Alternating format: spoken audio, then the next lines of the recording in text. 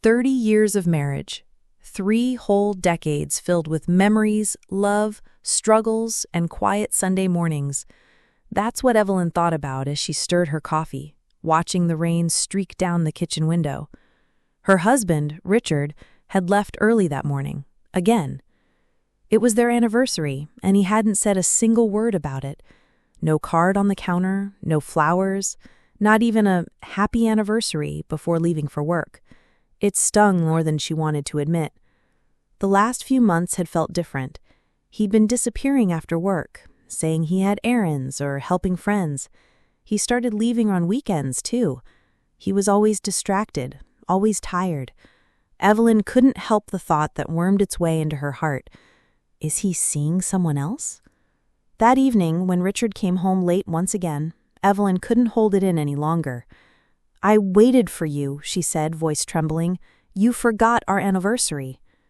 Richard looked exhausted, rain dripping from his coat, but he didn't say anything. "Don't I matter anymore? Where have you been going all these nights?" she pressed. "I know something's going on, Richard." Still, he stayed quiet. Just that same tired look in his eyes. That silence broke her. "I can't do this. I won't be made a fool of. Get out." His shoulders slumped, but he didn't argue. He just nodded and walked out into the rain. The days that followed were filled with silence. Her sister called often, checking on her, suggesting they get out and do something fun. Finally, on the weekend, her sister insisted they go shopping together. "It'll be good for you," she said. "You need a break from the house." Evelyn reluctantly agreed, thinking maybe a change of scenery would help. But instead of the shopping mall, they pulled into the community hall. "What are we doing here?" Evelyn asked, confused. Her sister just smiled. "Come on." As they stepped inside, Evelyn froze. The room was filled with soft lights, white and gold decorations, and a crowd of familiar faces. Old friends, family, neighbors. A banner stretched across the wall. "Happy 30th anniversary, Evelyn and Richard."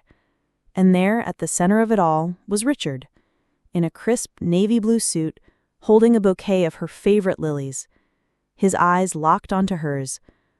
"I could never forget," he said, walking toward her. "Every night, every weekend, I was planning this.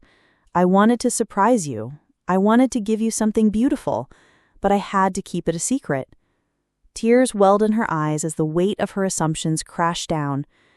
"I thought," she began, her voice cracking, "I thought you didn't love me anymore. I thought you were seeing someone else." Richard gently took her hand. "I've only ever seen you, Evelyn. Every plan, every detail, it was all for you." She burst into tears and wrapped her arms around him. "I'm so sorry. I was so wrong." He smiled and kissed the top of her head. "We all make mistakes. What matters is that we're here, together." They danced that night under fairy lights and soft music, surrounded by everyone who loved them. And as they moved across the floor, Evelyn realized that after 30 years, their love wasn't just alive. It was still growing. And that was the best surprise of all.